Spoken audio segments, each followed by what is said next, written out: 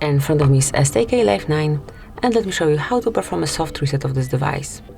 So actually all you need to do is to tap on power button and just hold it.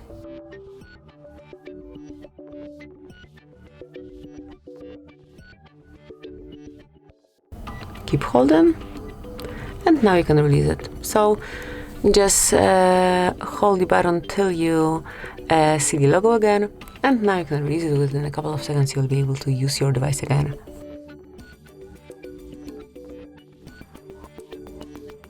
And that's it. As you can see, just provide PIN number and you can smoothly use your device again.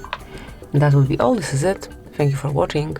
Please subscribe our channel and leave the thumbs up.